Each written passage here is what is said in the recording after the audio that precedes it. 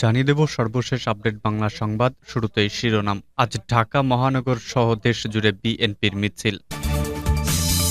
গুম হচ্ছে একদলীয় দুঃশাসনের নমুনা বললেন মির্জা ফখরুল। এদিকে ডিবি অফিস নিয়ে মধ্যরাতে রিজভির সংবাদ সম্মেলন। ভারত চাইলে ৫ ঘন্টা পূর্ব পাকিস্তান দখল করতে পারত বললেন স্বরাষ্ট্রমন্ত্রী। সরকারকে ব্যর্থ প্রমাণের নীল নকশার বাস্তবায়ন চলছে অভিযোগ শেখ পরশের।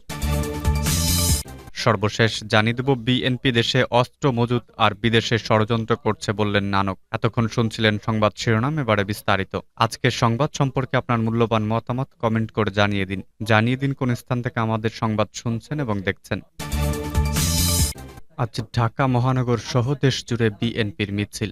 ঢাকা মহানগর সহ সারা দেশে সব জেলা ও মহানগরে মুখে কালো কাপড় বেঁধে কালো ব্যানার সহ আজ বুধবার মিছিল করবে বিএনপি। গুমের শিকার ব্যক্তিদের স্মরণে আন্তর্জাতিক দিবস উপলক্ষে এই কর্মসূচি পালন করবে দলটি। এর আগে মঙ্গলবার বিকেলে রাজধানীর নয়াপল্টনে বিএনপির কেন্দ্রীয় কার্যালয়ে এক সংবাদ সম্মেলনে দলের জ্যেষ্ঠ যুগ্ম মহাসচিব রুহুল কবির রিজভী এ কর্মসূচি ঘোষণা করেন। রিজভী অভিযোগ করে বলেন, ইতোমধ্যে ৬০০-র বেশি মানুষ গুমের শিকার হয়েছেন। তাদের মধ্যে রয়েছে জনপ্রতিনিধি, তরুণ, যুবক, ছাত্র, সাংবাদিক ও অধিকার গ্রুপের লোকজন। গুম হওয়া ব্যক্তিদের মধ্যে ১০০ জনের মতো মানুষের লাশ উদ্ধার হয়েছে এবং দীর্ঘদিন পর অনেককে গ্রেফতার দেখানো হয়। তাদের মধ্যে কেউ কেউ দীর্ঘদিন পর ফেরত এসেছে। এখনো অসংখ্য গুম হওয়া ব্যক্তির সন্ধান মেলেনি। এক্ষেত্রে প্রায় সবারই দাবি আইনশৃঙ্খলা বাহিনীর পরিচয়ে তাদের তুলে নিয়ে যাওয়া হয়। তিনি আরো বলেন, ২৮ জুলাই থেকে পর্যন্ত সারা দেশে দলীয় নেতাকর্মীদের বিরুদ্ধে মামলা হয়েছে ৩২৭টি, যেখানে আমি আসামি ১৩,৪৩০ জন। গ্রেফতার করা হয়েছে ১,৬২০ জনকে। গুম হচ্ছে একদলীয় দুঃশাসনের নমুনা বললেন মির্জা ফখরুল। বিএনপি মহাসচিব মির্জা ফখরুল ইসলাম আলমগীর বলেছেন, গুম হচ্ছে একদলীয় দুঃশাসনের নমুনা। প্রায় ১.৫ দশক ধরে ৬০০-র অধিক মানুষকে গুম করা হয়েছে। বিরোধী দলশূন্য একদলীয় কর্তৃত্ববাদী শাসন ব্যবস্থা টিকিয়ে রাখার জন্যই গুমকে অব্যর্থ অস্ত্র হিসেবে ব্যবহার করা হচ্ছে। মঙ্গলবার গুমের শিকার ব্যক্তিদের স্মরণে আন্তর্জাতিক দিবস উপলক্ষে বিএনপি মহাসচিব মির্জা ফখরুল ইসলাম আলমগীর এক বাণীতে একথা জানিয়েছেন। তিনি বলেন, বিশ্বজুড়ে বিভিন্ন সময় গুম হওয়া ব্যক্তিদের স্মরণে ৩০ আগস্ট গুমের শিকার ব্যক্তিদের আন্তর্জাতিক দিবস ২০১১ সাল থেকে অত্যন্ত গুরুত্ব সহকারে দিবসটি পালিত হয়ে আসছে। বিএনপি মহাসচিব বলেন, ৩০ আগস্ট গুমের শিকার ব্যক্তিদের স্মরণে আন্তর্জাতিক গুম দিবস উপলক্ষে আমি হারিয়ে যাওয়া মানুষদের জন্য উদ্বেগ প্রকাশ করছি। তাদের পরিবারের প্রতি আন্তরিক সমবেদনা জ্ঞাপন করছি। বাংলাদেশে গুমের আতঙ্ক এখন সর্বত্র পরিব্যাপ্ত। দুঃশাসন থেকে উৎপন্ন হয় গুম ও বিচার বহির্ভূত হত্যার মতো মানবতা বিরোধী হিংস্রতা। স্বৈরাচারী সরকারের গড়ে তোলা আইন প্রয়োগকারী সংস্থার পরিচয় বিরোধী দলের প্রতিবাদী নেতাকর্মীদেরকে তুলে নিয়ে যাওয়া এখন নিত্যকার ঘটনা হয়ে দাঁড়িয়েছে। এরা বিরোধী দল ও মতের মানুষদের অল্পদিন অথবা দীর্ঘদিন কিংবা চিরদিনের জন্য নিখোঁজ করে দেয়। এই নৃশংস গুমের শিকার হয়েছেন সংসদ সদস্য ইলিয়াস আলী, সাইফুল হক হিরু ও চৌধুরী আলম, সুমন, জাকির সহ অসংখ্য মানুষ। এদের মধ্যে রয়েছেন জনপ্রতিনিধি, ছাত্র, যুবক, সাংবাদিক সহ বিভিন্ন মতের লোকজন। আরেকটি অভিনব গুমের শিকার হয়েছেন সাবেক মন্ত্রী ও দলের জাতীয় স্থায়ী কমিটির সদস্য সালাউদ্দিন আহমেদ। তাকে ২ মাস গুম করে রাখার পর পাচার করা হয়েছে অন্য দেশে। গুম হওয়া মানুষদের বেদনার্ত পরিবাররা এখন পথ চেয়ে বসে আছে প্রিয়জনদের ফিরে আসার সম্ভাবনায়। রাষ্ট্র সমাজের মানুষের মধ্যে নিরাপত্তাহীনতার বোধ সৃষ্টির জন্য গুমকে কৌশল হিসেবে ব্যবহার করে ফ্যাসিস্ট শাসকেরা। মূল লক্ষ্য বিরোধী রাজনীতি ও বিরোধী কণ্ঠকে নির্মূল করা। গুমের অব্যাহত পরিস্থিতি দেশে সৃষ্টি হয়েছে এক ভয়ঙ্কর নৈরাজ্য। ডিবি অফিস নিয়ে মধ্যরাতে রিজভির সংবাদ সম্মেলন।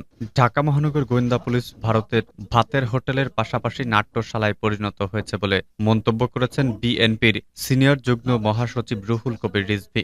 রাজধানীর দলীয় কার্যালয়ে মঙ্গলবার রাত পৌনে ১২টায় আয়োজিত এক সংবাদ সম্মেলনে এ মন্তব্য করেন তিনি। রিজভী বলেন, অস্ত্র মজুত করে নাটক সাজাচ্ছে গোয়েন্দা পুলিশ। তারা এই নাটকের মাধ্যমে জনগণের মধ্যে বিভ্রান্তি তৈরির চেষ্টা করছে। তারা প্রমাণ করতে চাইছে বিএনপির ছাত্র সংগঠনগুলো নাশকতার ষড়যন্ত্র করছে। তিনি বলেন, সামনে নির্বাচনকে নিয়ে তারা নানা চক্রান্ত করছে। নেতাকর্মীদের বাড়িতে হানা দিচ্ছে, তাদের পেলে তুলে নিয়ে যাওয়া হচ্ছে, না পেলে তাদের স্বজনদের নিয়ে যাওয়া হচ্ছে। বিএনপি ছাত্রনেতার অস্ত্রসহ আটকের ঘটনাকে নাটক উল্লেখ করে বিএনপির এই নেতা বলেন, এসব গোয়েন্দা পুলিশের অস্ত্র। তারা বিভিন্নভাবে এসব অস্ত্র মজুদ করেই নাটকগুলো সাজাচ্ছে। তাদের এই সাজানো নাটকের উদ্দেশ্য জনগণের মাঝে বিভ্রান্তি তৈরি করা। তাদের দেখানো বিএনপি ছাত্র সংগঠনগুলো নাশকতার ষড়যন্ত্র করছে। তিনি বলেন, এটা তারা আগেও করেছে, ২০১৪-২০১৮ সালের নির্বাচনে করেছে, কিন্তু বাংলাদেশের মানুষ ও আন্তর্জাতিক সম্প্রদায় এখন আরো এগুলো বিশ্বাস করে না। এদের গুম, খুন, বিচার বহির্ভূত হত্যা একের পর এক মানবতা বিরোধী কর্মকাণ্ডের কারণে প্রমাণিত যে এই সরকার গণবিরোধী সরকার। ভারত চাইলে ৫ ঘণ্টায় পূর্ব পাকিস্তান দখল করতে পারত বললেন স্বরাষ্ট্রমন্ত্রী। ভারত চাইলে ৫ ঘণ্টায় পূর্ব পাকিস্তান দখল করতে পারত বলে মন্তব্য করেছেন স্বরাষ্ট্রমন্ত্রী আসাদুজ্জামান খান কামাল। আজ মঙ্গলবার বাংলাদেশ টেক্সটাইল বিশ্ববিদ্যালয় বঙ্গবন্ধু শেখ মুজিবুর রহমান ও বঙ্গমাতা শেখ ফজিলাতুন্নেছা মুজিব সহ ১৯৭৫ সালের ১৫ আগস্ট শহীদদের স্মরণে আলোচনা সভায় মুক্তিযুদ্ধে ভারতের অবদান নিয়ে আলোকপাত করতে গিয়ে প্রধান অতিথির বক্তব্যে স্বরাষ্ট্রমন্ত্রী একথা বলেন। স্বরাষ্ট্রমন্ত্রী আসাদুজ্জামান খান কামাল আরও বলেন, শেখ হাসিনার সঠিক প্ল্যানে আমরা এগোচ্ছি। আলোকিত বাংলাদেশ গড়ে তুলতে শেখ হাসিনার বিকল্প নেই। তরুণ প্রজন্ম আসন্ন নির্বাচনের চতুর্থ মেয়াদে আওয়ামী লীগ সরকারকে ক্ষমতায় দেখতে চায় বলে আমি বিশ্বাস করি। অনুষ্ঠানে সম্মানিত অতিথির বক্তব্যে বিশ্ববিদ্যালয়ের উপাচার্য অধ্যাপক ডক্টর শাহ আলিমুজ্জামান বলেন, বঙ্গবন্ধু এ দেশ নিয়ে বহু স্বপ্ন দেখেন। জননেত্রী শেখ হাসিনা শুধু পিতার দেখা সে স্বপ্নই নয়, বরং তিনি নিজেও এ দেশ নিয়ে অনেক স্বপ্ন দেখেন এবং তা পূরণে নিরলস প্রচেষ্টা করে যাচ্ছেন। তারই যোগ্য নেতৃত্বে ২০৪১ সালের মধ্যে আমরা ডিজিটাল বাংলাদেশ অর্জন করব এমন আশা ব্যক্ত করছি। বিশ্ববিদ্যালয়ের অডিটোরিয়ামে অনুষ্ঠিত এই আয়োজনে সভাপতিত্ব করেন বুটেক্স শাখা ছাত্রলীগের সভাপতি তরিকুল ইসলাম টিপু এবং সঞ্চালনা করেন শাখা ছাত্রলীগের সাধারণ সম্পাদক মোহাম্মদ আব্দুল্লাহ জয়। সরকারকে ব্যর্থ প্রমাণের নীল নকশা বাস্তবায়ন চলছে বললেন শেখ পরশ। সরকারকে ব্যর্থ প্রমাণের এক পরিকল্পিত নীল নকশার বাস্তবায়ন চলছে বলে মন্তব্য করেছেন বাংলাদেশ আওয়ামী যুবলীগের চেয়ারম্যান শেখ ফজলে শামস পরশ। তিনি বলেন, শেখ হাসিনার নৌকাকে ভোট দিলে আপনাদের জীবন মানের ধারাবাহিক উন্নতি অব্যাহত থাকবে। একটু যদি পেছনের দিকে তাকান, দেখতে পাবেন বিএনপির সময় কি অবস্থা ছিল, রাস্তাঘাট, শিক্ষা, চিকিৎসার ব্যবস্থা কি ছিল, আর এখন শেখ হাসিনার পরিকল্পনায় আপনাদের জন্য উন্নত স্মার্ট বাংলাদেশ। আওয়ামী যুবলীগের চেয়ারম্যান বলেন, একটা ব্যাপারে সতর্ক থাকতে হবে, সরকারকে ব্যর্থ প্রমাণের এক পরিকল্পিত নীল নকশার বাস্তবায়ন চলছে। এমন পরিস্থিতি তৈরি করার চেষ্টা চলছে যে সাধারণ মানুষ যেন সরকারের প্রতি আস্থা হারিয়ে ফেলে। নৌকার ভোটারদের বিভ্রান্ত করার অপচেষ্টা চলছে, আর এই নীল নকশার বাস্তবায়নে মাঠে নেমেছে ১১র কুশীলবরা। মঙ্গলবার মহাখালীতে ঢাকা মহানগর উত্তর যুবলীগ ১৫ আগস্টের শহীদদের স্মরণে খাদ্য সামগ্রী বিতরণ অনুষ্ঠানে প্রধান অতিথির বক্তব্যে তিনি একথা বলেন।